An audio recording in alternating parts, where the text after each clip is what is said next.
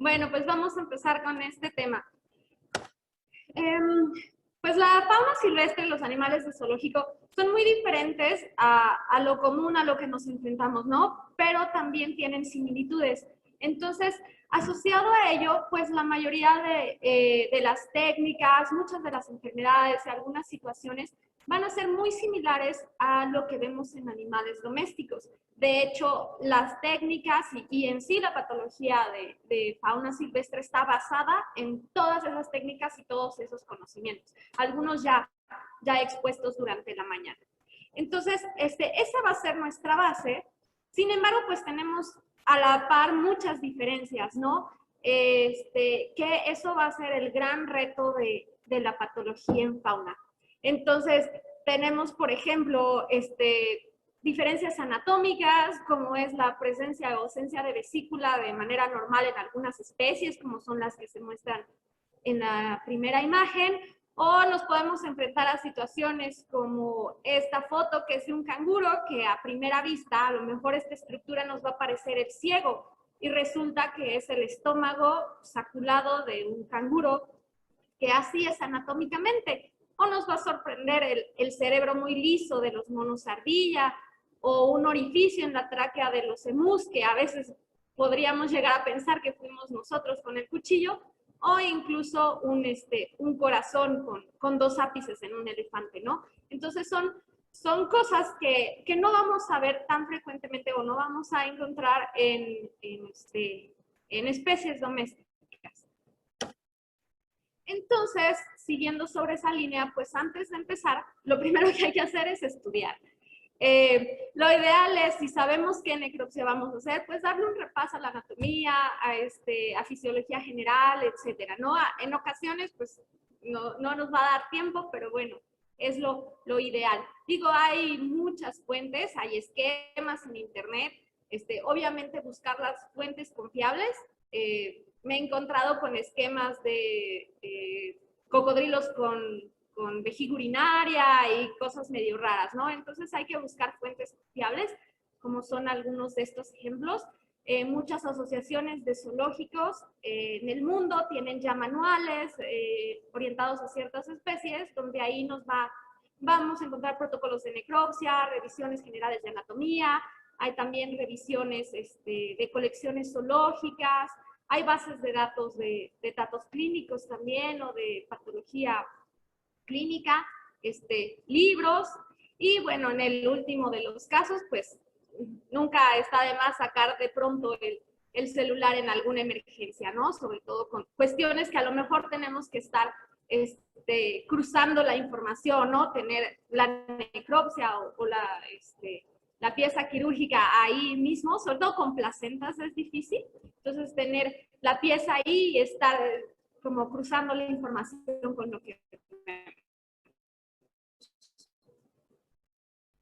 Otro punto antes de iniciar es la bioseguridad. Obviamente el cadáver es una gran fuente de información, pero también es una gran fuente de infecciones potenciales, ¿no? Entonces deberemos adaptar nuestras medidas de bioseguridad de acuerdo a muchas veces a la especie que tengamos, pero sin confiarnos. Por ejemplo, no sé, no relajarnos demasiado, incluso con especies que a lo mejor potencialmente no nos podrían transmitir nada, ¿no? No sabemos si somos sensibles a algo o vamos a reaccionar de manera diferente. Entonces, por ejemplo, para invertebrados, pues probablemente la lista de enfermedades que nos pueden transmitir es muy pequeñita, ¿no? Algún hongo, algún protozoario, pero va aumentando a medida que vamos, por ejemplo, en esta imagen hacia arriba, ¿no? Llegando hasta primates, donde ahí nuestras medidas de bioseguridad deben de ser muy reforzadas. Incluso en colecciones zoológicas, donde tenemos la historia clínica del animal, no hay que confiarnos y sí tomar nuestras medidas de bioseguridad. Voy a ir dando algunos ejemplos, algunas características de ciertos grupos y un poquito de la técnica. Realmente mucha de la técnica la han expuesto y como les decía es muy similar a domésticos. Los mamíferos son los obviamente un poco más similares. De hecho, básicamente la técnica, al menos que yo utilizo, es muy similar a la que expuso la doctora Gisela. La complicación viene con mamíferos cuando nos enfrentamos a grandes mamíferos, los llamados megavertebrados, ¿no? Entonces ahí todo eso se multiplica por 10 y es volumen, manos, equipo, entonces eso lo complica, ¿no? Sin embargo, la mayoría de los mamíferos, les digo, son similares. Podemos el ejemplo de una jirafa, realmente las jirafas, digo, sin ser totalmente cuadrada, ¿no? Pero son muy similares a bovinos, digamos, con patas largas, ¿no? Entonces, vamos a tener en esos casos, pues, como les decía, mucho trabajo físico y en ocasiones nos vamos a enfrentar, por ejemplo, en un ejemplar más pequeño, un borrego, incluso un bovino, pues podríamos, de cierta manera, entre comillas, fácilmente cortar las costillas, ¿no? Por intentar cortar las costillas en un ejemplar mayor, pues va a ser difícil y a veces tendremos pues que retirar los órganos sin retirar costillas o sin retirar estructuras. O también nos podríamos enfrentar a que en algunos casos se requiere conservar ciertas piezas, esqueletos, cráneos y demás, y entonces no podemos trabajar en ellos directamente. En necropsias muy grandes, ahí hay una cuestión también, y sobre todo necropsias de especies importantes o que se encuentran bajo cierto riesgo. Entonces, el ejemplo más común es los elefantes. Para los elefantes hay un protocolo específico de necropsias muy detallado, de verdad, a veces es como una pesadilla. Y entonces ahí el prosector o la persona que es responsable del proceso de necropsia, pues tiene que estar más que actuando como supervisor, porque tienes a 20 personas, no sé, muchas personas, y entonces una toma fotos, otra corta aquí, otra levanta, otra mueve, otra registra, otra mide, otra pesa. Entonces ahí son como ciertas complicaciones de estos grupos. Les digo, los protocolos son muy delicados, entonces, no sé, ejemplo en el de elefantes, te va a venir, cuenta las uñas de cada miembro y mide el volumen de líquido que entra en cada una de las cavidades de la trompa y revisa si tiene dientes accesorios, o sea, son protocolos muy detallados enfocados a investigación de estas especies y pues hay que seguirlos lo mejor posible. Es decir, algunos ejemplares, como las jirafas, pues llegan a tener problemas similares a los domésticos. En este caso, pues era una jirafa con perforación, una perforación en el abomazo, que aquí vemos el orificio, y ya tenía peritonitis por salida de contenido, pero pues no era un problema agudo, sino ya tenía infección asociada. Las jirafas tienden mucho a tener cuerpos extraños, a veces por el cuello largo, pues alcanzan objetos o pues objetos que a lo mejor no pensaríamos que están a su alcance, ¿no? Como dato, pues las jirafas tienen los 4 compartimentos similares a un bovino con la misma estructura de la mucosa. Las cebras, es algo muy común, al menos en ciertas colecciones de cebras, o al menos aquí en África, es muy común, que son los enterolitos. Los enterolitos llegando a grandes tamaños, como vemos en esta imagen, que pueden estar años en el tracto digestivo de una cebra sin causar ninguna molestia, hasta que un buen día se mueven hacia, sobre todo llegan a encontrarse en ciego, se pueden mover hacia colon mayor y después cuando llegan a la parte donde está más angosto el colon, ahí es donde se impactan y causan un cólico y generalmente la muerte. Si son de tamaño muy reducido, digamos unos 4 centímetros de diámetro, a veces los llegan a expulsar, pero generalmente es un hallazgo por un cuadro abdominal agudo o incluso hallazgos a la necropsia. De hecho, por ejemplo, el enterolito el mayor, fue un hallazgo a la necropsia última. Fue un hallazgo a la necropsia, la causa de muerte fue otra. Y estos generalmente están compuestos por un centro de material vegetal que se va cubriendo de capas de mineral. Entonces, por ejemplo, estas son algunas imágenes de enterolitos, de cuadros de enterolitiasis en cebras.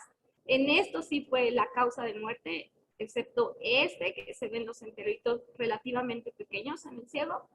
Entonces, vemos un cuadro de dilatación intestinal con hemorragias, que clínicamente es un cuadro de cólico agudo. Aquí vemos también una parte donde la mucosa está, bueno, la pared está hemorrágica y se ve desvitalizada, y al corte pues encontramos evidentemente un enterolito que está impactado en una zona donde el diámetro es muy reducido. En cuanto a primates, que es otro de los grupos importantes, la verdad la mayoría de la técnica e incluso del estudio de las enfermedades se va a basar en humanos. Si ustedes, por ejemplo, encuentran una lesión o buscan, hay muchas fuentes de información, sobre todo de colecciones de primates enfocadas en investigación. Sin embargo, muchas veces con, no sé, libros de patología de humanos pueden darse una idea como bastante clara. La grasa de los primates generalmente es amarilla, entonces esto va a ser un color que debemos esperar en estas especies. Este es un caso de un mono verde. Aquí realmente no se ve la lesión. Más bien va orientada hacia el corazón, que es un grupo de enfermedades. Las enfermedades cardíacas son bastante comunes en primates, más en grandes primates, pero en este caso pues era un mono verde ya geronte, que simplemente se encontró muerto en la mañana. Y a la revisión pues se ve una dilatación lateral a la arteria pulmonar y además lesiones valvulares. Y disecando, pues, bueno, no, más bien, estas fotos son antes, pero las quise poner un poquito después.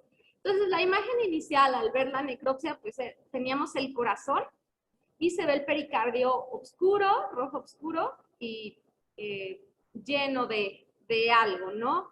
Entonces nos acercamos un poquito y efectivamente se confirma eso, y al corte esto consistía en abundantes coágulos dentro del saco pericárdico, lo que se conoce como tamponada cardíaca, y que causa que, pues que el corazón no pueda latir, ¿no? Y da un cuadro agudo de muerte. Y resulta que esto, que es la lesión que vimos en la foto anterior, pues es un aneurisma que derivaba de la arteria coronaria, y aquí tenía una ruptura. De ahí fue donde ocurrió la hemorragia y se desencadenó todo el cuadro. Entonces, problemas cardíacos son realmente comunes. Otro problema común es este ejemplo, que son parásitos, son amibas. Era una cría de mono araña, que el grupo empezó con problemas de diarrea, y a la necropsia pues encontramos dentro de la luz del intestino grueso estos nódulos, estos granulomas que abarcaban casi toda la luz del intestino. Y estos corresponden a granulomas por amibas. De hecho, aquí se ve adherido un poquito el estómago con una parte del intestino.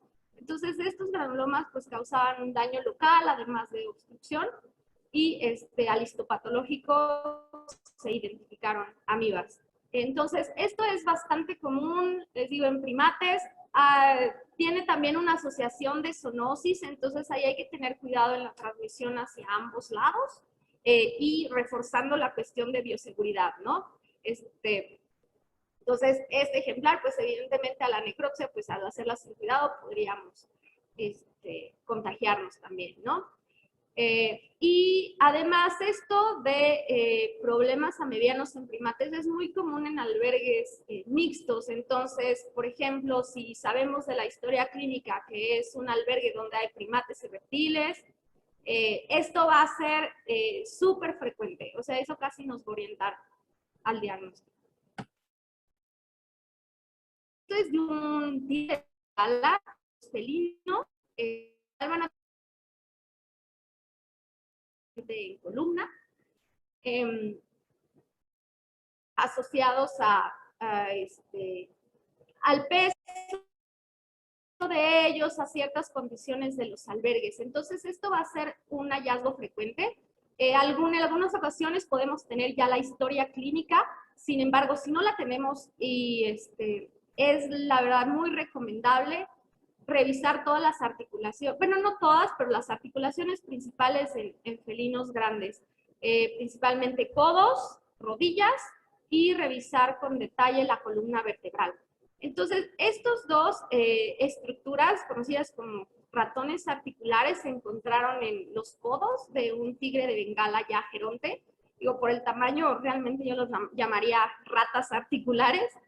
Y obviamente pues causando erosión a las superficies articulares del ejemplar.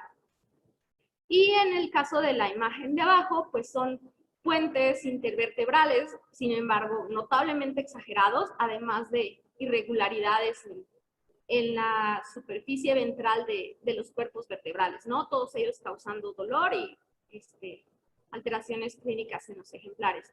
Pero es importante revisarlos y pues si tenemos la oportunidad de limpiar los huesos, pues a veces nos revelan lesiones que con el tejido blando no podríamos apreciar. Un hallazgo muy común en felinos en general de edad avanzada son estos quistes hepáticos. Los podemos encontrar muy numerosos o muy discretos como en esta zona de acá. Entonces, leones, sobre todo leones ya de edad avanzada, los vamos a ver muy frecuentemente. Y estos generalmente no representan un problema, sino que son hallazgos a la necropsia, pero pues nos podrían confundir con neoplasias. En realidad son dilataciones de los sinusoides hepáticos que se van dando con la edad por degeneración de estructuras o de componentes del hígado, reticulinas y demás de los sinusoides. Entonces nos van a dar lugar a estas dilataciones que al corte pues tienen líquido rojo o líquido verde que no coagula. Entonces esto como hallazgo va a ser muy común. Otra situación con los felinos, que son de los animales que llegan a edades más avanzadas, principalmente en cautiverio, van a ser las neoplasias. Entonces, por ejemplo, es un caso de un tigre blanco que inició con un proceso neoplásico en el párpado de un ojo, oscuro, muy pigmentado, que la citología pues tenía indicadores de ser una neoplasia maligna pigmentada, un melanoma. Se retiró quirúrgicamente y realmente en algunos ejemplares es muy difícil dar ciertos tratamientos porque, por ejemplo, en algunos cada tratamiento o cada manejo, cada administración terapéutica implica una anestesia, entonces no se pueden anestesiar todos los días.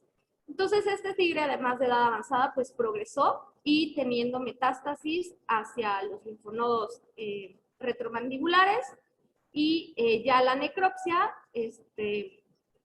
pues teníamos pues expansión de esas lesiones y también metástasis hacia incluso el omento, pulmón, aquí vemos un foco pequeño y pues este era el hígado, ¿no?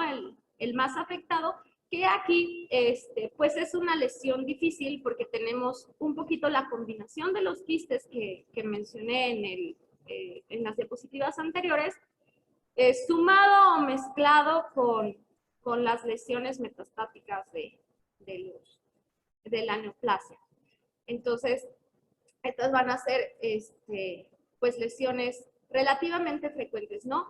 Al alcanzar edades avanzadas en cautiverio, pues los individuos de fauna silvestre tienen una mayor frecuencia a presentar neoplasias. Sin embargo, a mi perspectiva es un poquito menos de lo que se refiere. Realmente, no sé, yo veo tal vez 15 neoplasias al año, entonces realmente no es algo como tan frecuente como por ejemplo lo veríamos en perros y gatos, ¿no? Otros ejemplares que son a veces un poquito complicados son los canguros. Entonces, los canguros, decíamos, tienen su estómago saculado, pero además tienen otra característica que complica tanto clínicamente como a la necropsia, que es que su cavidad oral es muy pequeña. Entonces, nosotros para evaluar la cavidad oral de un canguro a la necropsia, pues lo que tenemos que hacer, o lo ideal, es que yo aplico generalmente, es el corte sagital de la cabeza. Entonces, esto nos va a permitir, pues, observar con detalle o más abiertamente la cavidad oral e identificar problemas dentales, que son de lo más común en este grupo. Entonces, estos problemas dentales pues van a causar pérdida de piezas, pero también infección, que generalmente se continúa hacia la cavidad nasal. Y entonces ahí va a entrar exudado, bacterias, contaminación, inflamación y todo, va a afectar también la cavidad nasal. Y en la mayoría de los casos se complica hacia neumonías. Entonces vamos a tener, por ejemplo, este es un canguro rojo que tuvo problemas crónicos de periodontitis y su muerte finalmente fue causada por un cuadro de neumonía que derivado de esta lesión de periodontitis. Algo particular de los canguros es que su cavidad torácica es muy pequeña. De hecho, el corazón está muy pegado a la pared e incluso se puede ver latir en vivo, obviamente en vivo, se puede ver latir fácilmente incluso a distancia. Pero pues eso también nos va a comprometer la capacidad respiratoria del ejemplar, ¿no? Algo que no, lo menciono después, pero bueno. Otro problema común en estas especies son los otohematomas. Entonces van a tener hematomas en los pabellones auriculares que generalmente se van a complicar con infección y frecuentemente se continúan hacia el hueso y este es un caso mucho más grave que no respondió al tratamiento y podemos ver que incluso sobrepasó el cráneo y la infección llegó hasta el encéfalo, teniendo incluso una acumulación de exudado aquí y desplazamiento de las estructuras, obvio con manifestaciones neurológicas, ¿no? Aunque leves. Entonces, estos dos problemas son bastante comunes en este grupo de animales. Los mamíferos marinos son otro mundo realmente, tanto anatómicamente. Entonces, por ejemplo, anatómicamente vamos a encontrar los manatís, que tienen el corazón muy arriba, lo tienen casi pegado a la base del cuello, y van a tener ellos hemidiafragmas que son horizontales, digamos que van a lo largo del techo de la cavidad. Entonces van a ser largos y los pulmones, al retirar esos hemidiafragmas que van horizontalmente, los vamos a encontrar que abarcan casi la totalidad de la longitud de los ejemplares. Y tienen un pliegue aquí, esos hemidiafragmas, que lo van a separar el corazón pues, del resto de las vísceras. Entonces son características muy particulares. Lo mismo en cetáceos, por ejemplo, van a tener el espiráculo, que pues es parte del sistema respiratorio y pues va a ser totalmente diferente a lo que esperábamos en otros ejemplares, ¿no? En otros grupos. Uno de las lesiones que hay que buscar mucho en estos ejemplares, principalmente en vida libre, son las lesiones por alteraciones barométricas. Estas consisten, por ejemplo, en cambios de presión muy bruscos por inmersión o más bien por salida. Por ejemplo, si un animal está sumergido y lo más frecuente es queda atrapado en redes de pesca y lo sacan muy bruscamente, ese cambio de presión tan rápido va a ocasionar émbolos de aire en las venas o en los vasos sanguíneos en general. Entonces los vamos a ver así como émbolos de aire y eso es un hallazgo difícil de ver, hay que buscarlo con mucho detalle, pero es relativamente frecuente. También ocurre esto secundario, por ejemplo, a sonares de barcos. Entonces hay países donde está regulado la cuestión de los sonares de los barcos porque causan en estos animales lesiones también barométricas. Una lesión frecuente en cetáceos es la lobomicosis, que es por hongo, y vamos a ver lesiones en piel como de este tipo, que nos podrían confundir con algunos ectoparásitos que tienen los animales marinos, entonces siempre hay que tomar muestras adecuadamente. Mamíferos marinos muy grandes, como son las ballenas, van a tener el reto también de que se necesita mucho personal, pero más que eso, que generalmente van a tener muchos cambios autolíticos. Entonces eso va a comprometer totalmente la revisión de estos ejemplares. Este es un lobo marino, van a tener tanto cetáceos como lobos marinos. Otra enfermedad frecuente son los poxvirus. Entonces van a tener lesiones cutáneas similares a estas o incluso nodulares como en este lobo marino. Algo muy común y que nos puede llegar a confundir principalmente en lobos marinos y fósidos, focas, es que los músculos van a ser rojo muy intenso, incluso llegando a confundirnos con que estén hemorrágicos. Los vamos a ver rojo, rojo, muy intenso. Esto es por la cantidad de hemoglobina que ellos tienen en la sangre y de manera secundaria en los músculos. Entonces hay que tener mucho cuidado en no interpretar eso como traumatismos o como hemorragias. Bueno, pasando a otros grupos, y aquí sí me voy a ir un poquito más detallada con ciertas cuestiones de la técnica.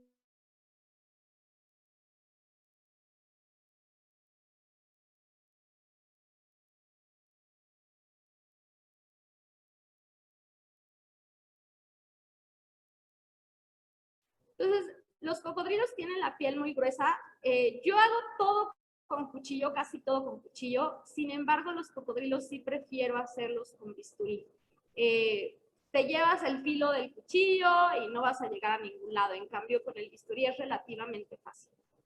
Entonces, lo primero que hay que hacer es cortar por línea media, desde la sínfisis mandibular hasta la cloaca. Y después vamos a ver que la piel es muy dura o muy rígida, y entonces si nosotros queremos abrir por línea media y trabajar así no vamos a poder y la piel nos va a estar presionando.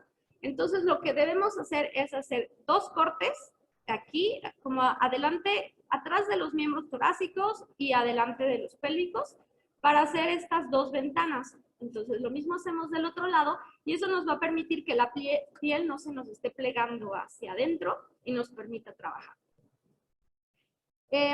Después vamos a cortar el esternón. El esternón realmente de los cocodrilos es muy cartilaginoso, entonces a veces incluso con cuchillo se puede, pero si no con un costotomo, con costotomos pequeños se puede cortar fácilmente. Y un problema con ellos es que van a tener generalmente abundante grasa. Entonces vamos a hacer nuestra incisión y vamos a ver únicamente una masa de grasa que no nos permite ver nada. Pero tenemos que disecarla pues cuidadosamente. Entonces, siguiendo con la técnica, pues vamos a incidir sobre todos los órganos que tenemos y vamos a ir separando estructuras. Aquí lo vemos un poco lejitos, pero pues está ya el cocodrilo cortado. Tenemos aquí el bloque cardiopulmonar, aquí está el corazón, y el corazón a veces va a ser difícil de ver porque el pericardio va a ser muy grueso blanco, si ven aquí un pequeño bordecito, entonces va a estar muy oculto. Tenemos que tener cuidado de incluirlo en nuestro bloque. Tenemos aquí el vaso, los riñones que van a estar muy caudal, van a estar muy metidos en la cavidad, bueno, en la región pélvica más bien.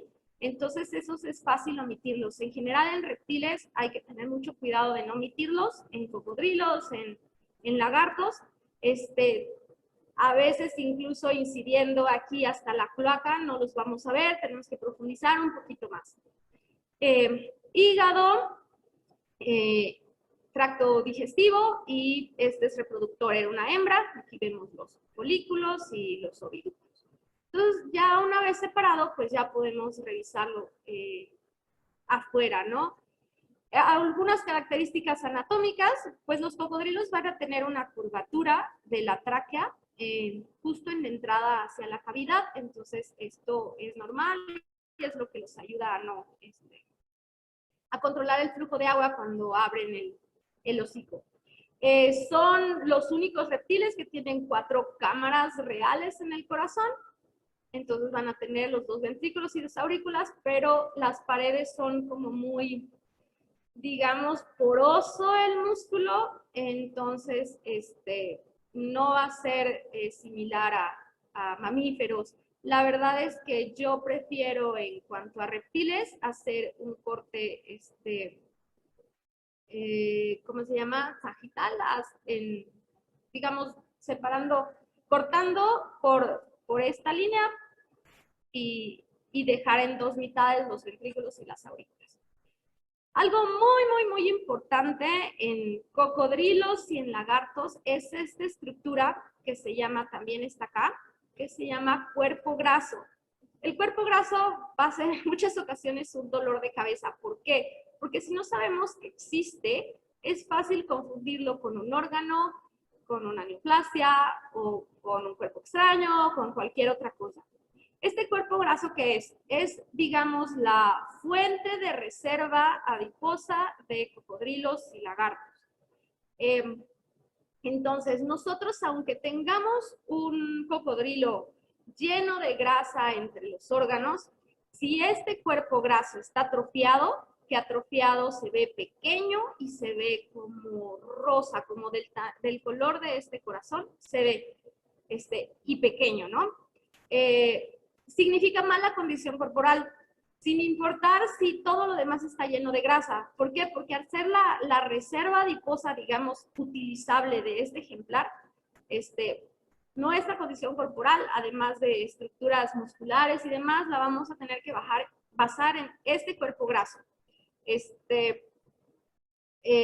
Entonces, puede ser, por ejemplo, en un cocodrilo de unos 2 metros, tal vez tengamos un cuerpo graso de un eje mayor de unos 15, 20 centímetros probablemente. Y incluso, si tienen duda o quieren comprobarlo, pues lo pueden colocar en agua y va a flotar. Entonces, eso es como la evidencia de que sí es el cuerpo graso y no es otra estructura, ¿no? Digo, podría confundirse un cuerpo graso más pequeño tal vez con un vaso, no sé, con un hígado con lipidosis, entonces lo podríamos poner a flotar y el cuerpo graso flota muy fácilmente. Lo vamos a encontrar en la zona media de la cavidad y generalmente en el lado izquierdo, aunque no es como estricto, lo vamos a encontrar en la zona media. La estructura de los pulmones de los cocodrilos, a diferencia de otros reptiles, es parenquimatosa, ¿no? Similar a la de los mamíferos. Entonces son pulmones densos. Vamos a ver más adelante imágenes de otros reptiles donde son pulmones muy saculados. Sin embargo, como la mayoría de los reptiles tienen dificultad para expulsar, por ejemplo, exudados cuando hay problemas infecciosos. Entonces estos llegan a acumularse y llegan a deshidratarse y entonces si vemos aquí son estructuras rígidas de exudado que van ocupando los conductos aéreos y entonces van progresivamente obstruyendo el pulmón, ¿no? Los reptiles se caracterizan, sobre todo los cocodrilos, por resistir mucho, entonces podemos ver lesiones muy graves y no representando cuestiones clínicas importantes. Otra cosa frecuente, sobre todo en crías, es la aspiración aguda de agua o el ahogamiento, que aunque no suene como muy común, los cocodrilos se pueden ahogar y esto principalmente está asociado a agresión. Entonces, por ejemplo, esta es una cría de cocodrilo que estaba con un ejemplar mucho más grande y su forma de agredirlo es no dejarlo salir a respirar. Entonces, ¿qué va a pasar? Que va a llegar el momento en que aunque resista mucho tiempo bajo el agua, como buen cocodrilo, ya no lo va a resistir, va a aspirar agua y eso va a causar la muerte. Digo, aquí se ve discretamente el contenido de líquido y un poquito de espuma en la tráquea y los pulmones edematosos. Otro hallazgo que suele, bueno, otra cuestión anatómica que suele confundirnos en cocodrilos son las glándulas mandibulares, que son estas dos que están aquí. Entonces, que pueden llegar a confundirse con neoplasias, son glándulas que se usan para marcaje, y al corte vamos a encontrar una sustancia como blanca, gris, cremosa, similar al de las glándulas anales de los perros, un material así. Otra cuestión frecuente en cocodrilos son los traumatismos, principalmente en cocodrilos Morelletti, los traumatismos y en hembras van a ser importantes, pero igualmente hay que tomarlos en su justa medida.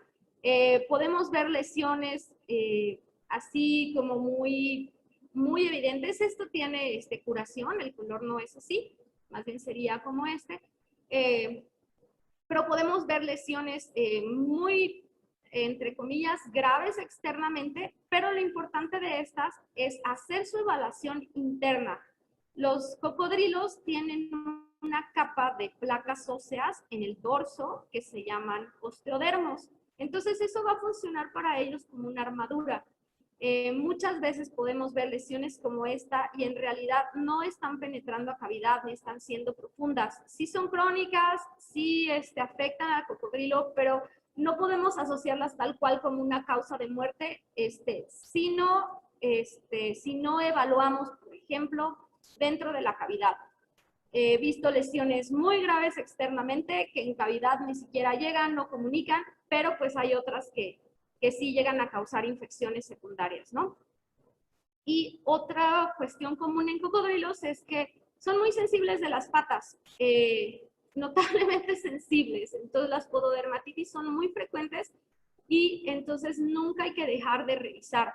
La piel de estos ejemplares es muy gruesa, entonces yo lo que recomiendo, por ejemplo, es siempre adicional a la necropsia, o sea, a revisar los órganos internos, hay que revisar y hacer cortes profundos en los miembros y en los laterales de la cola y en las patas, en la parte palmar o plantar de las patas. Nos podemos llegar a encontrar lesiones graves, sobre todo de acumulación de exudado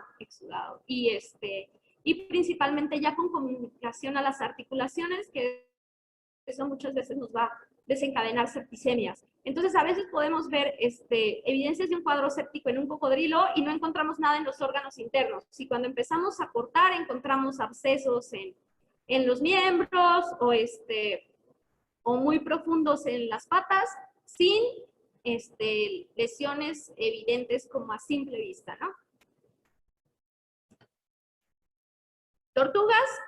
Tortugas también tienen su dificultad en cuanto a la técnica. Lo que hay que hacer para revisar una tortuga es quitar el caparazón, bueno, quitar el plastrón, que es la parte de abajo. Entonces, la forma más fácil de hacerlo es hacer cortes en estos sitios donde se unen caparazón y plastrón y entonces van a ser el sitio más delgado donde podemos cortar. Entonces, eso va a ser lo primero que hay que hacer. A veces es físicamente difícil y frustrante. ¿Por qué? Porque muchas tortugas haces el esfuerzo físico, lo cortas y te la encuentras autolítica. Entonces, eso llega a ser frustrante, ¿no? Hay tortugas que es muy fácil cortar, sus uniones son muy angostitas, pero pues, ¿qué pasa cuando nos enfrentamos a tortugas grandes, no? En este caso, pues podemos hacer el mismo corte, que a lo mejor nos costará un poquito de trabajo, pero también podemos hacer otras dos cosas y sobre todo a veces si se nos pide conservar el caparazón. Entonces podemos extraer los órganos retirando la cabeza y uno de los miembros o ambos miembros torácicos, los retiramos y entonces a través de este orificio que queda ir retirando los órganos con cuidado. Obviamente pues vamos a causar más daño a estos, pero pues suele solicitarse que se realice así. Otra opción es a través de las fosas femorales, que es justamente este orificio acá. Y aquí hay un poquito más de espacio, entonces podemos hacerlo retirando o dejando el miembro pélvico. Podemos entrar por estas fosas y ahí retirarlos. En tortugas anatómicamente vamos a tener muchas características. La primera y que nos vamos a encontrar frecuentemente al retirar el plastrón es la vejiga. Suelen tener una vejiga muy grande y muy llena de líquido, como es esta, que es la estructura esta que vemos aquí. Y ocasionalmente, cuando hacemos el corte muy profundo, la llegamos a lesionar, a perforar, y entonces nos encontramos la cavidad llena de líquido. La vejiga de las tortugas es sumamente delgada, entonces cuando se sale el líquido, bueno, la orina y está colapsada, a veces simplemente se ve como un pliegue muy transparente que puede pasar desapercibido. Entonces hay que tener cuidado con eso, tanto de no cortarla como de no tomar, por ejemplo, como una falsa lesión de ascitis y que nosotros cortamos la vejiga, ¿no? El corazón va a estar muy arriba en la cavidad, casi pegado a la base del cuello. Esta tiene su cuello plegado hacia adentro. Y los pulmones van a estar adheridos al techo del caparazón. Entonces van a tener este aspecto más o menos. Y lo mismo, hay que desprenderlos con mucho cuidado y van a colapsar. Van a colapsar muy fácil y nos van a causar probablemente una imagen de falsas lesiones. Como comentaba la doctora Gisela, hay que evaluarlos in situ en varias especies, porque al manipularlos pues nos van a cambiar totalmente de apariencia. El hígado también va a estar muy craneal en la cavidad, va a estar justo debajo del corazón, a veces envolviendo el corazón. En este caso es una tortuga con lipidosis hepática, que generalmente está asociada a alimentación, pero que también hay que considerar, por ejemplo, si tenemos una tortuga que está en pleno desarrollo folicular, pues vemos, por ejemplo, los folículos activos y creciendo en la cavidad. Esta lipidosis va a ser fisiológica, no va a ser una lesión. Entonces siempre hay que considerar esos estados. También se puede presentar con inanición, pero pues ahí sí va a ser un problema patológico, ¿no? Pero hay que considerar sobre todo en hembras que están produciendo huevos, bueno, folículos, y esto aplica para tortugas, para los reptiles en general, tortugas, lagartos, cocodrilos. Un problema común en tortugas es la urolitiasis. Esta la podemos ver en ocasiones como muy discreta, y a veces puede no causar ninguna manifestación clínica ni ninguna complicación a las tortugas, pero llegan a ser muy grandes y en ocasiones sí llegan a erosionar la vejiga, pueden causar ruptura de esta, o la complicación más frecuente en urolitos grandes es que obstruyen la salida de, bueno, el tránsito digestivo, entonces llegan a causar impactaciones y impactaciones de contenido, perdón, se me fue el hilo con el cambio. Pero bueno, estos urolitos pueden estar asociados a acumulación de minerales de los mismos que excretan las tortugas, que generalmente son carbonatos de calcio, estrubitas, no, carbonatos de calcio, perdón, pero también pueden estar asociados, como en este video, al tránsito de huevos de la cloaca hacia un tránsito retrógrado hacia la vejiga. Entonces, si recordamos, los reptiles tienen la cloaca, donde comunica el tracto digestivo, urinario y reproductor. Entonces, en ocasiones, durante la postura de huevos, estos huevos, por contracciones de la cloaca, tienden a pasar a la vejiga y se van progresivamente cubriendo de minerales hasta formar pseudourolitos, como en estos casos. Fue una tortuga sulcata. No es el ejemplar, de hecho el ejemplar vive, se le hizo cirugía, pero noten el tamaño de este urolito o pseudourolito. Los lagartos son otro grupo de reptiles. Aquí es importante, más importante incluso que en otros reptiles, las cuestiones de manejo. Entonces aquí sí va a ser mucho, mucho más importante y obtener detallada la historia clínica de alimentación, del ambiente, de exposición a luz, porque estos son mucho más sensibles. Por ejemplo, cocodrilos, tortugas pueden resistir mucho tiempo en condiciones que no sean óptimas, pero los lagartos sí son un poquito más sensibles.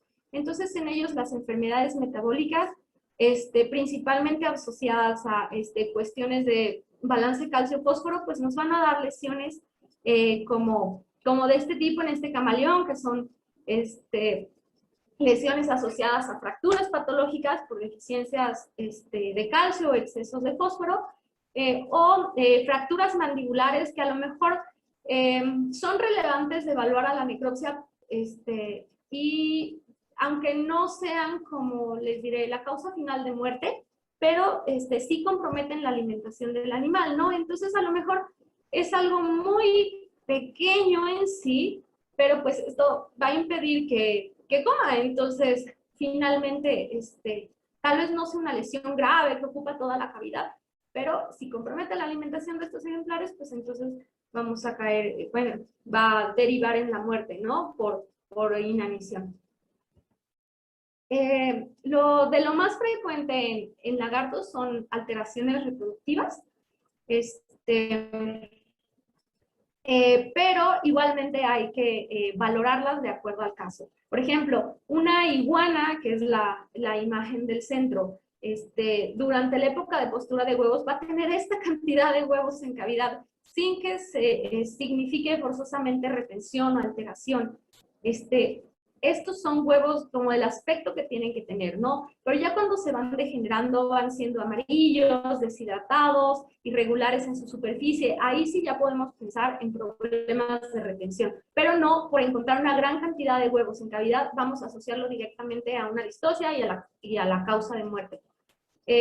Pasa, eso sí, en animales debilitados, que este volumen de huevos compromete la capacidad respiratoria.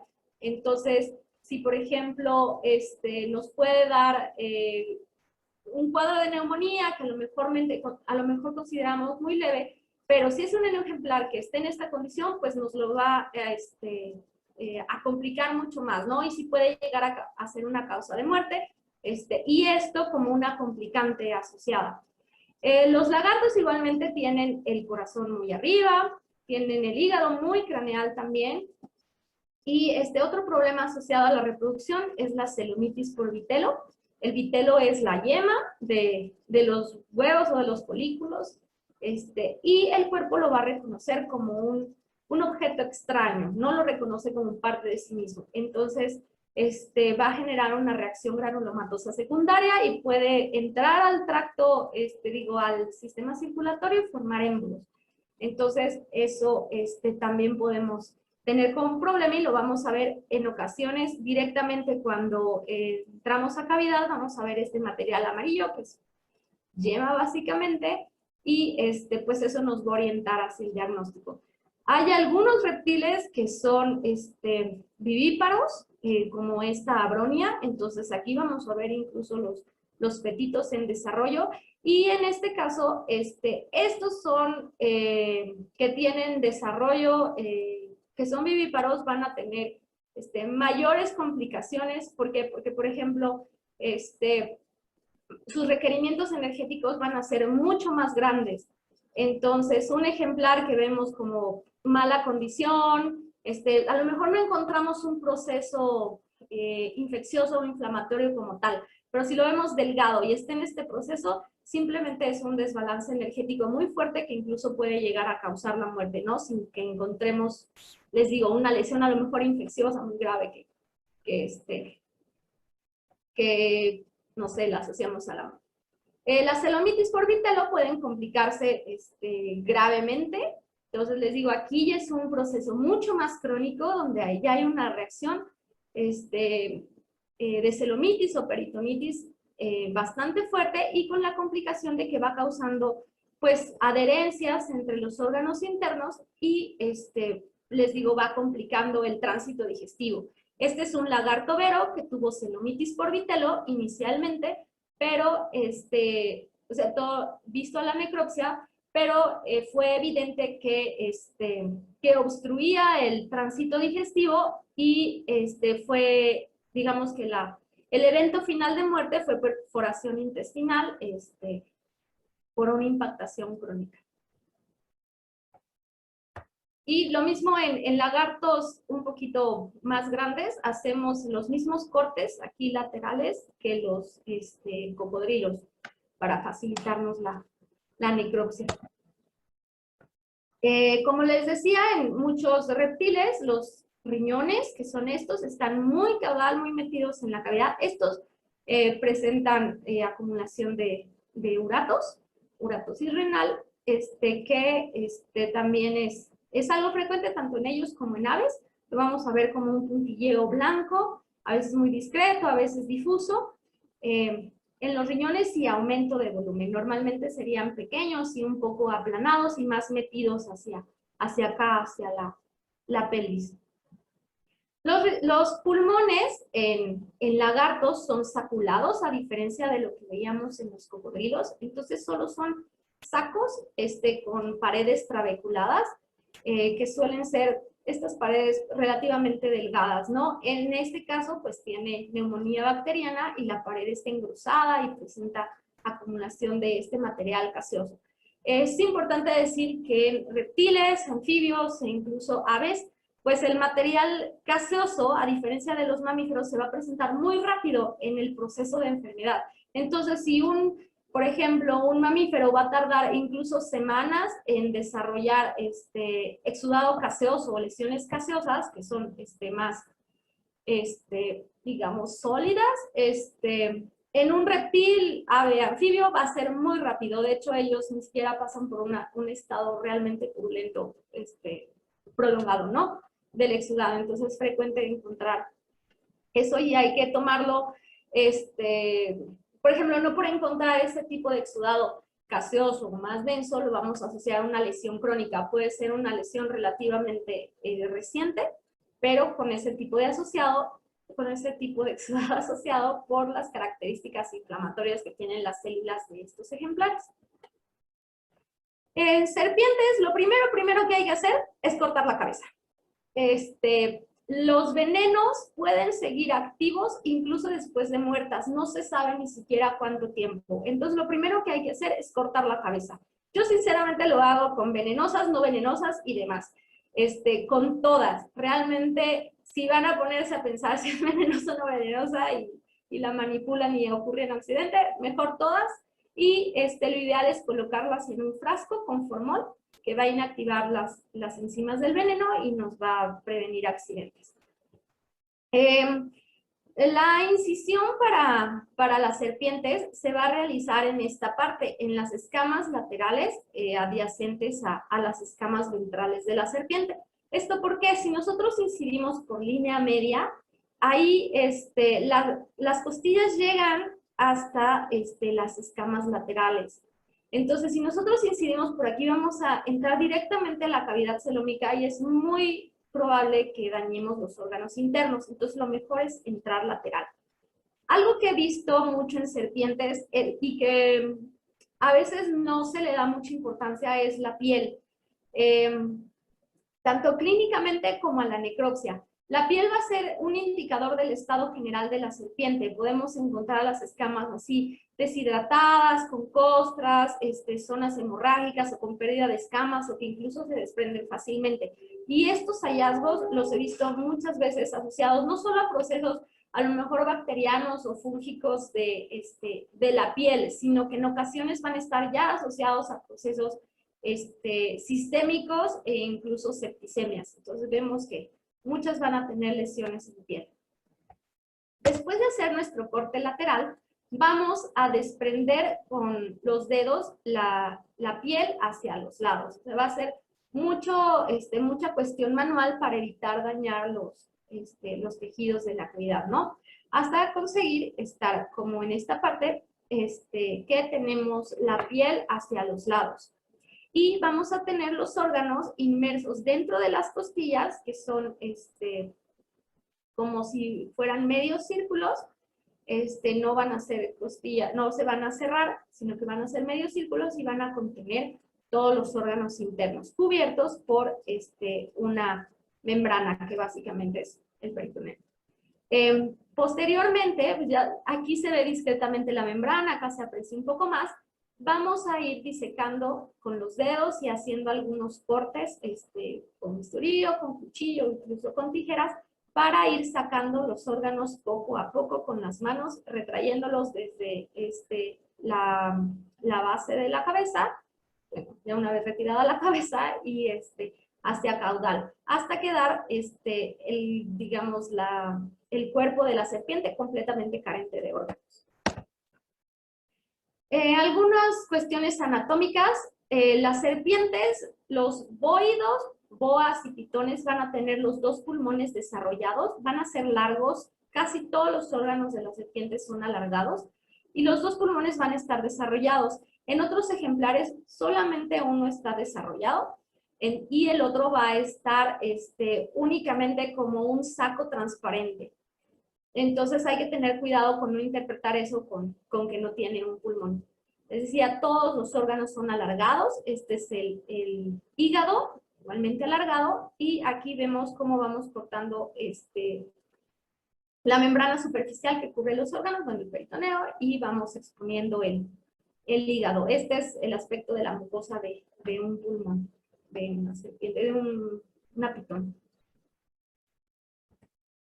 Un problema común en serpientes es la estomatitis, generalmente asociada a bacterias, aeromonas, pseudomonas, y lo que comentaba, generalmente podemos ver también alteraciones en la piel, retención de muda, piel engrosada, y eso nos va a ayudar a ver. Aquí, por ejemplo, pues sí hay que evaluar la cabeza, ¿no? Con sumo cuidado, pero pues hay que, eso no se puede evitar, entonces hay que ver los casos. Y esta muchas veces está complicada por neumonía. Los reptiles en general, pero principalmente serpientes grandes, no tienen la capacidad de expulsar exudados del pulmón. De hecho, clínicamente pues hay que hacerles lavados y es algo muy traumático, ¿no? Entonces ellos no tienen la capacidad de toser o de expulsar estos contenidos, entonces vamos a encontrarlos frecuentemente en gran cantidad en el pulmón. Pueden tener diversos aspectos. Por ejemplo, es un pitón también con neumonía, un poquito más crónica, asociada a pseudomonas también. Entonces vemos la gran acumulación de exudados. Puede ser en uno o en ambos pulmones, en las serpientes que los tienen. Pues asociado a la, digamos, ahora sí que asociación evolutiva de los reptiles, van a tener algunas lesiones similares a las aves, como es la celomitis por vitelo, que es más conocida por ocurrir en aves, y similar a los lagartos, pues va a generarse una reacción a cuerpo extraño dentro de la cavidad. Fue de una hembra de pitón burmés, donde hubo ruptura de folículo y salida del material con infección secundaria, ¿no? Digo, es un poquito más impresionante por ser un animal grande, pero puede ocurrir en ejemplares pequeños. Lesiones digestivas en serpientes. Es una lesión que podríamos encontrarnos de manera relativamente común, es estómago e intestino de una boa.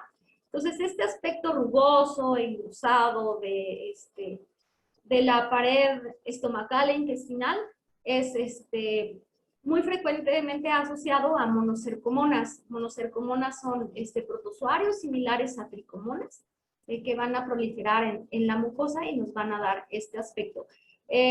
Por ahí, por ejemplo, dice que hay un olor fétido en el contenido intestinal, pero realmente no hay que como que tomar eso tan como regla. ¿Por qué? Porque estos individuos digieren ratones y los tienen ahí muertos incluso por semanas en el proceso de digestión. Entonces realmente va a tener un olor fétido aunque no tenga un proceso inflamatorio o infeccioso. Entonces no porque perciban un olor fétido lo tomen como un proceso patológico. Y esta lesión es muy similar, el diferencial es Cryptosporidium en serpientes, y en ese sentido, pues aquí hay que tomar dos tipos de muestra, tanto el contenido para hacer una flotación y ver, bueno, un copro directo para ver las amibas, pero también una citología para que teñir con Ziehl-Neelsen, que es la tinción indicada para identificar Cryptosporidium. Entonces, tomar en cuenta los dos diferenciales, no irnos con uno solo. Los anfibios son otro grupo. En ellos pueden ser muy pequeños, lo cual nos va a complicar, y en este caso lo mejor es fijarlos a veces y cortarlos completos y hacer el histopatológico, ya que al revisarlos muy pequeños los podemos dañar. Otra cosa importante es que ellos suelen presentar muchos cambios post-mortem que pueden interpretarse como falsas lesiones, como es el edema. La mayoría de los anfibios, si mueren dentro del agua, van a presentar este aspecto edematoso general, y podríamos interpretarlo como el que tiene edema generalizado, ¿no? El secreto aquí es, por ejemplo, hay enfermedades que sí te van a causar edema, pero cuando tú cortas la piel y sale el líquido, van a pasar dos cosas: ¿va a coagular o no va a coagular? Si no coagula, entonces es solo un cambio post-mortem asociado a que estaba en el agua o en un ambiente húmedo. Pero si coagula, ya te va a indicar, o sea, ya es un trasudado modificado, y entonces ya te va a indicar que probablemente hubo un daño vascular o un daño renal, y entonces sí causó un proceso generalizado patológico. Es como un tip. La condición corporal en anfibios se mide, también ellos tienen cuerpos grasos, pero sus cuerpos grasos tienen este aspecto de deditos. Entonces hay que tener mucho cuidado de no interpretarlos como parásitos. Lo más importante de los anfibios es la piel. Entonces, cualquier lesión en piel, por pequeña que sea, va a ser representativa, importante, y puede ser causa de muerte en un anfibio. Los problemas más comunes son las dermatitis bacterianas, o lo conocido como síndrome de pierna roja, que es básicamente un enrojecimiento de la zona ventral de la piel. Esto está asociado a bacterias, sobre todo pseudomonas, aeromonas, y puede causar mortalidades grandes en anfibios, y generalmente está asociado a contaminación del medio donde están, o incluso cuando hace frío suele presentarse con mayor frecuencia este problema. Las lesiones micóticas, en cambio, van a ser como un poquito más como placas discretamente engrosadas, como vemos en este sapito. Entonces, eso nos va a orientar un poquito más hacia dermatitis más bien asociadas a hongos, pero la verdad es que mi recomendación es tomen las dos muestras. Tomen para hongos, cultivo para hongos y cultivos para bacterias, porque son muy difíciles de diferenciar o pueden estar actuando en conjunto. Únicamente hay que tener cuidado, y eso se confirma con el histopatológico, con que suelen tener proliferación de hongos post-mortem muy rápido por pues, los ambientes húmedos en los que viven. Otra lesión medio curiosa que de pronto puede ser un reto para diagnosticar, es una ranita venenosa, y presentan úlceras en la piel, pérdida de piel progresiva que llegan a ser coalescentes y abarcar todo el dorso. Y son difíciles porque, y me pasó personalmente, haces cultivos, citologías, otros cultivos, histopatología, y no encuentras nada, hasta que un buen día encuentras al causante, que son nemátodos, este tipo de nemátodos pseudocapilarioides, que habitan sobre la rana y van consumiendo la piel. Pero no sé, creo que hice como 20 histopatológicos o más hasta que apareció un nemátodo en una. Entonces son difíciles de diagnosticar.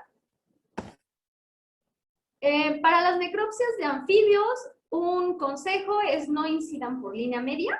La piel no hay problema, pero la pared de la cavidad celómica sí, ya que llevan una vena aquí justo en la línea media. Entonces, si ustedes inciden por línea media, van a tener gran cantidad de sangre en cavidad que les va a oscurecer toda su necropsia. Entonces, lo mejor es un poquito lateral.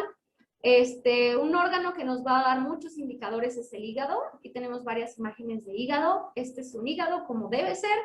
Este es un hígado, si bien aumentado de volumen, con la vasculatura muy marcada, sumamente pálido. Este es lipidosis.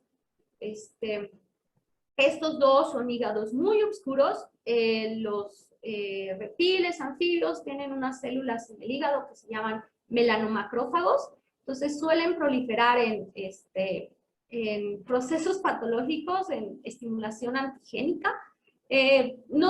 Digamos que son como algo bueno y algo malo. Nos dicen que algo está mal sistémicamente, pero no nos van a decir qué. Entonces, esa es como la complicación. Pero siempre que veamos un hígado oscuro, pues quiere decir que hay que profundizar bastante en la necropsia y encontrar la causa subyacente.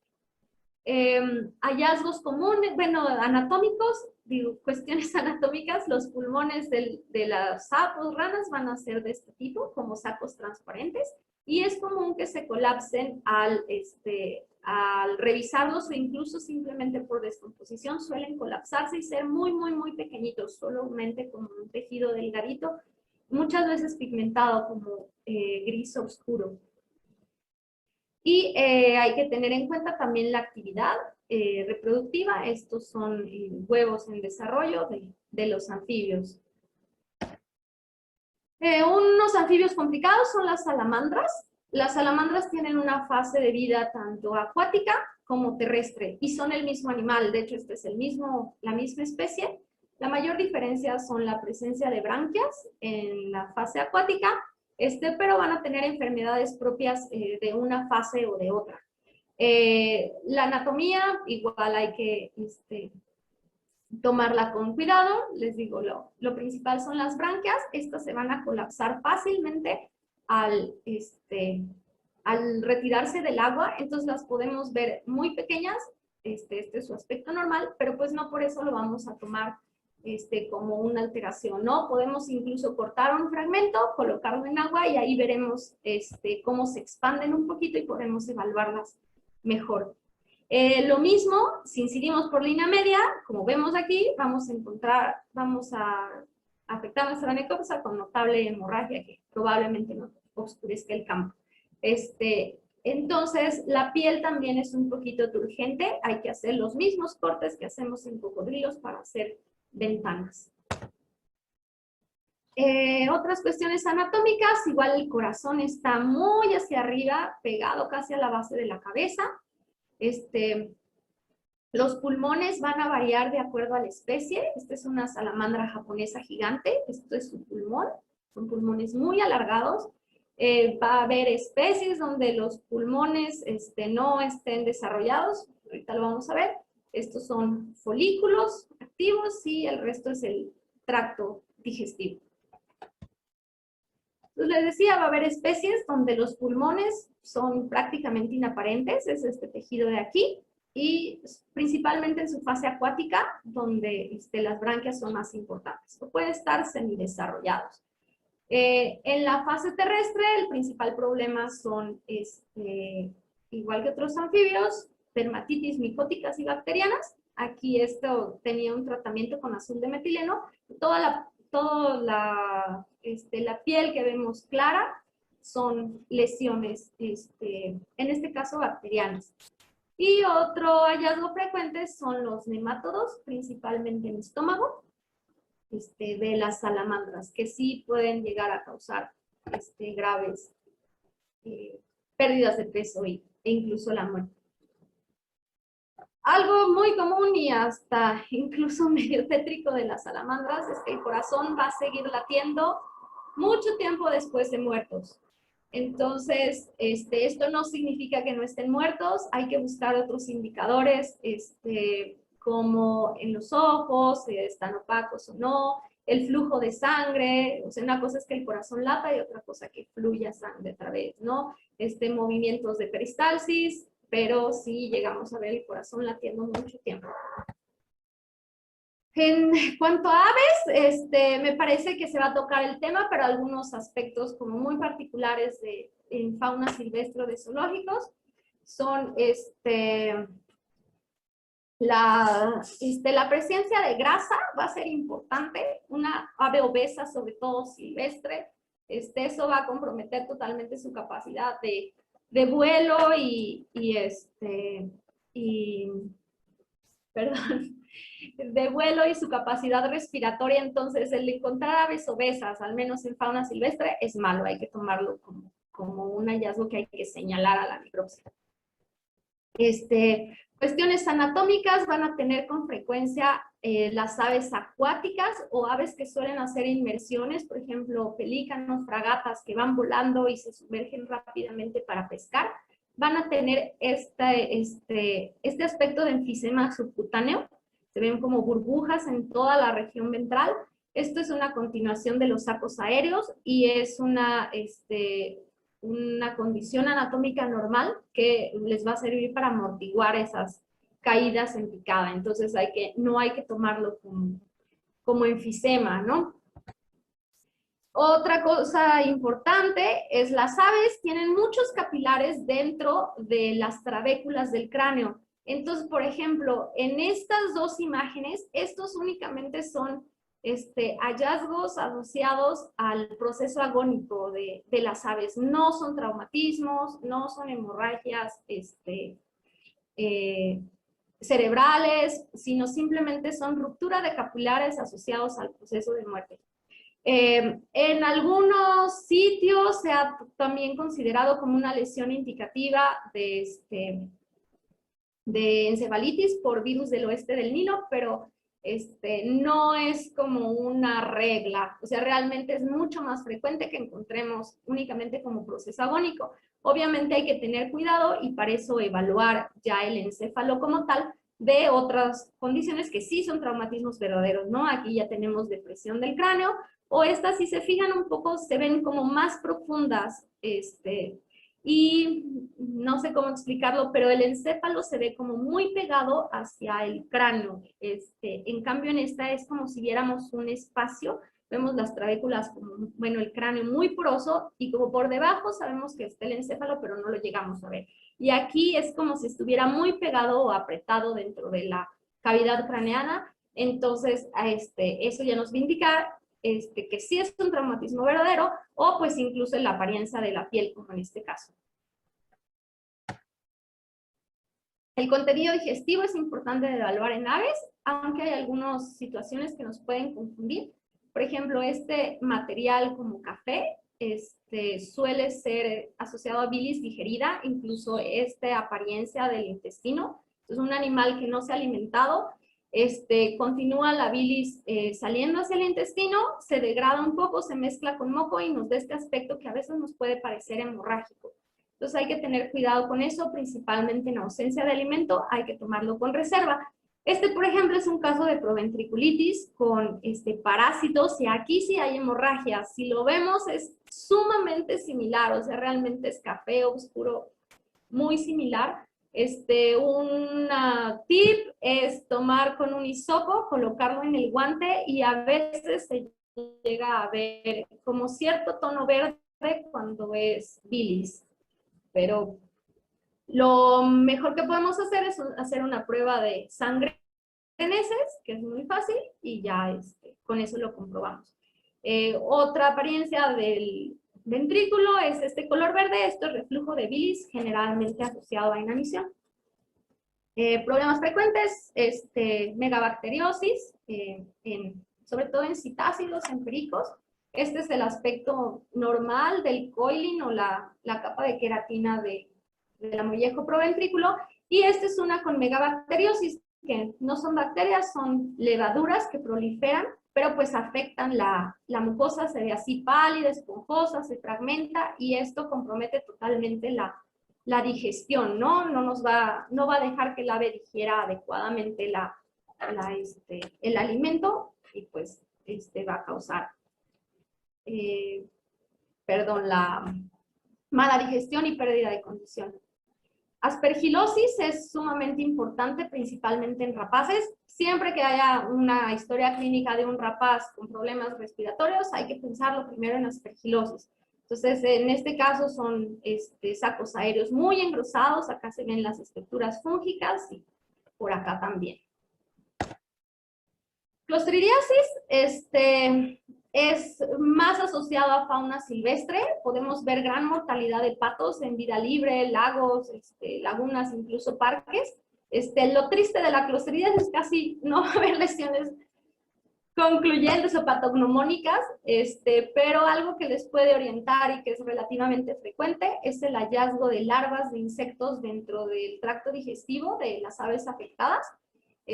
Lo que sucede es que mueren las aves por las toxinas, proliferan los insectos, las larvas, y llegan otras aves y las consumen, pero estos insectos que consumieron al ave muerta, pues ya llevan la toxina, entonces las otras aves mueren no por la toxina directamente, sino por la que contenían las larvas que se consumieron. Necropsia de huevos es otro mundo también, es frecuente en fauna silvestre para evaluar actividad reproductiva, si se incuba artificialmente, también parámetros, si está bien realizada la incubación o no, estado reproductivo de los padres. Lo más frecuente son las malposiciones, hay esquemas de malposiciones, hay unas que son mortales, hay otras que no. Por ejemplo, es un caso de un pavón de cuerno con una malposición mortal, que es con las patas hacia arriba, y esto le impide eclosionar, sumado a la falla en internalizar el saco vitelino, que eso está asociado a temperatura y humedad sobre todo. Entonces, también los huevos llevan su necropsia y con un protocolo muy específico. En reptiles también se realiza. Algo importante de las necropsias de huevos, por favor, para los clínicos, no intenten revisarlos antes porque esto compromete totalmente la revisión del huevo, se pierden ciertos detalles, ciertos factores y la esterilidad del contenido, entonces nos compromete el hacer cultivos y demás. En cocodrilos está más asociado a infecciones, porque normalmente son colocados en ambientes un poquito más contaminados. Los huevos, incluso en el agua, cuando están en el agua, que fue el caso de estos huevos, los colocó la hembra en el agua y resultaron con infecciones diversas que comprometieron su eclosión y desarrollo. Invertebrados, igualmente la anatomía es otro mundo, es muy complicado. Generalmente presentan autólisis, porque son individuos que muchas veces se mueven muy poco, entonces identificar que están realmente muertos es complicado. Ahí sí hay que tener el esquema a un lado y aún así es difícil. Y el consejo general para estos es básicamente fijarlos y hacer cortes transversales y al histopatológico, ¿no? Entonces la necropsia en ellos realmente es complicada. Algunos aspectos asociados al cautiverio pues son la nutrición. En murciélagos es común la hipovitaminosis A y D, que nos va a causar como efecto secundario debilidad ósea, llegando a tener lesiones, por ejemplo, erosivas, que terminan con erosión del hueso de la mandíbula, muy graves. Otro hallazgo es cardiomegalia, si vemos el corazón es muy grande comparado con la cavidad torácica, y fracturas patológicas en los miembros. Todo esto asociado a hipovitaminosis A y D, aunque se corrige fácilmente con nutrición. Pues son hallazgos que pues obviamente hay que manifestárselos muy bien a quien nos lo remite, porque pues necesita ahí sí tomar ciertas medidas correctivas.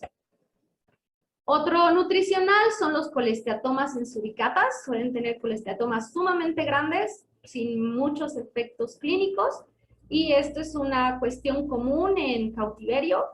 Suelen tener niveles muy altos de lípidos en sangre, no se conoce la razón, y entonces eso deriva comúnmente en colesteatomas. Asociados a manejo, las broncoaspiraciones secundarias a anestesia son relativamente frecuentes. Un indicador muy marcado de que es una broncoaspiración es este color oscuro en el pulmón.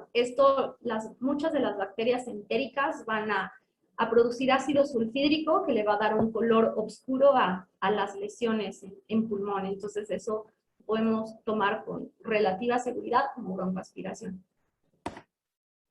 Genética, ahí entramos en cuestiones sobre todo congénitas y, asociadas a consanguinidad, como es este caso de este hipopótamo. Una de las lesiones más frecuentes asociadas a consanguinidad en múltiples especies son las comunicaciones interventriculares. Esta es una cría de hipopótamo que murió a los pocos días de su nacimiento. Vemos el orificio que comunican los ventrículos. Traumatismos pueden ser asociados a otros ejemplares o pueden ser asociados a instalaciones, como es este caso de este antílope.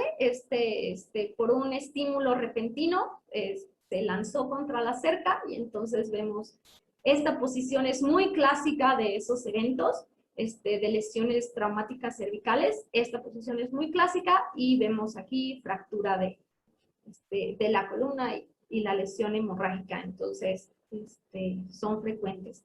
Algo importante de los traumatismos es que la piel de muchos animales es sumamente flexible, entonces podemos tener ejemplares que externamente están intactos e internamente presentan lesiones importantes, en costados, en encéfalo, incluso perforaciones se llegan a ver perforaciones viscerales, de rumen, sobre todo en herbívoros, sin que haya perforación de la piel. La piel es sumamente flexible, entonces no porque no tengamos lesiones en piel debemos descartar totalmente traumatismos o no revisar esos aspectos.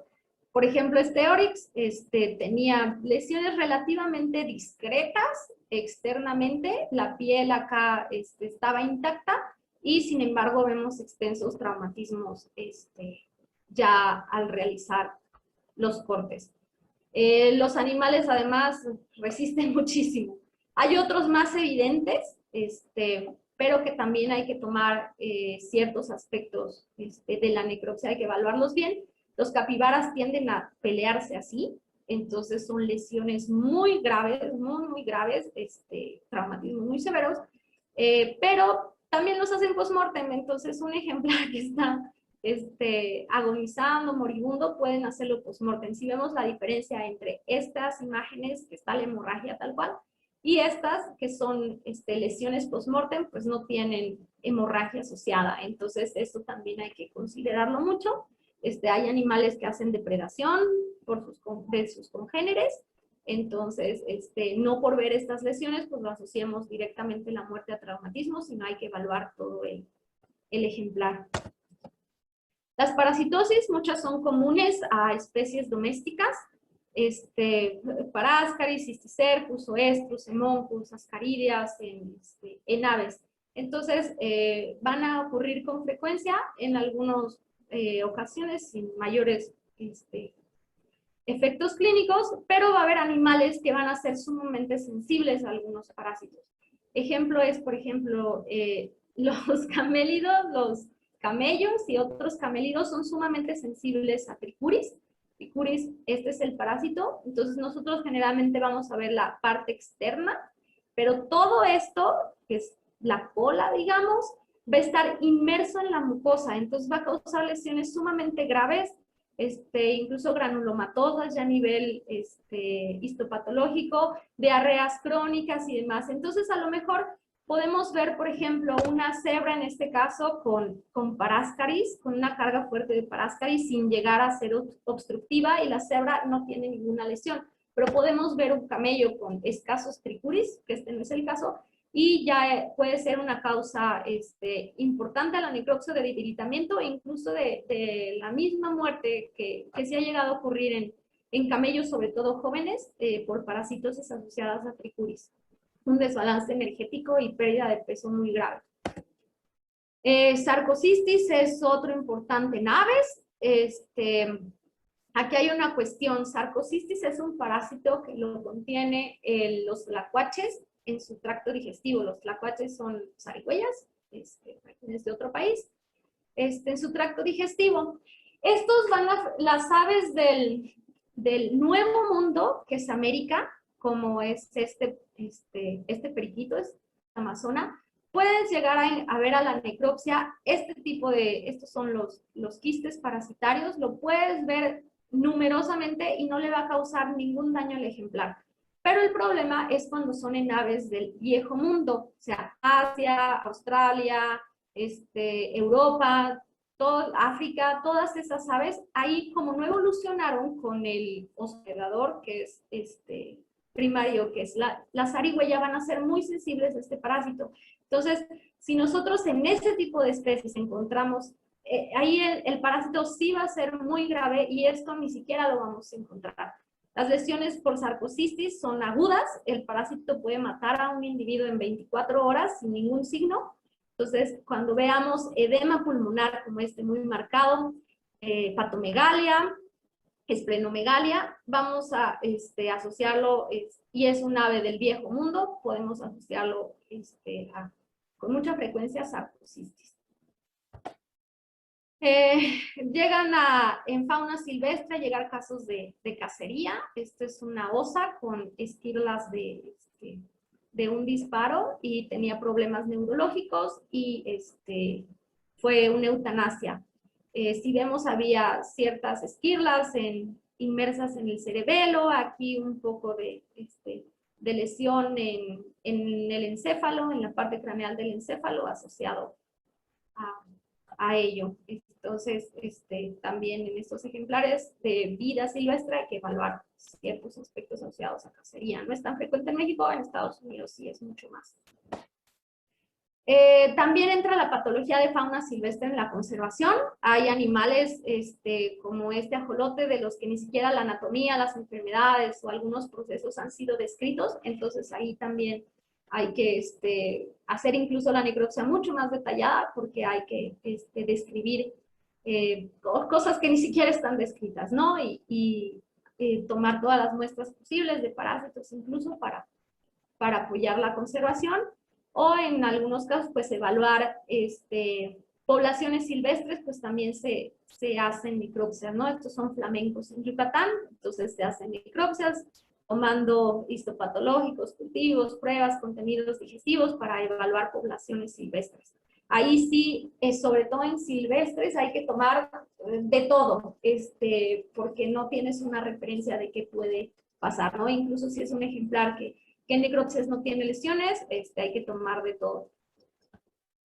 Depredación y autólisis, la verdad yo reviso todo, por muy autolítico o depredado que esté, como este caso de abajo, reviso todo. Hay individuos que, por ejemplo, este lemur que llega a la mitad, pero resulta que sí se ve la causa de muerte porque era un traumatismo craneoencefálico, ¿no?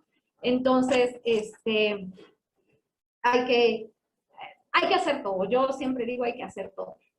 Los animales silvestres, algo que complica la existencia es que casi no demuestran signos, entonces puedes encontrar un individuo como este Adax con lesiones muy graves a la necropsia, incluso esto es una neumonía, incluso abarcando ya el corazón, y no tienes lesiones clínicas, o sea, no tienes ningún signo clínico, igualmente con este borrego, ¿no? Entonces siempre hay que hacer la necropsia completa y sistemática.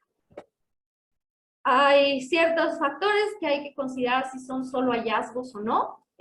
Por ejemplo, en tlacuaches es común encontrar abundantes parásitos en el estómago y no repercuten para nada en la salud del ejemplar. Cocodrilos pueden tener muchos cuerpos extraños y lo mismo, no los afectan.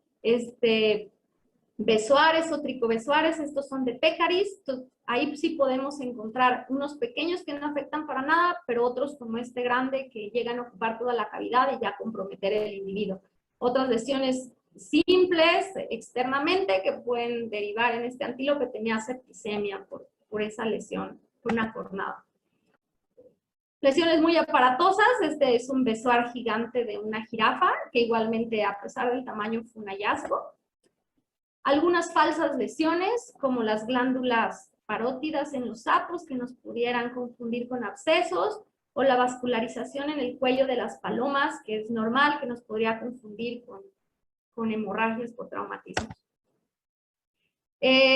También hay que tomar en cuenta el aspecto legal. Aquí en México hay ciertas cuestiones, por ejemplo, hay animales que están sujetos a proceso, que provienen sobre todo de decomisos. Entonces ahí hay que tener cuidado porque no puedes hacer la necropsia sin pedir permiso a los encargados de legislación y no puedes disponer del cadáver, lo tienes que tener en congelación hasta que se termine la investigación penal. Hay otros que son propiedad de la nación, en el caso de México son águilas y lobos mexicanos, que igualmente tienes que avisar antes de hacer la necropsia.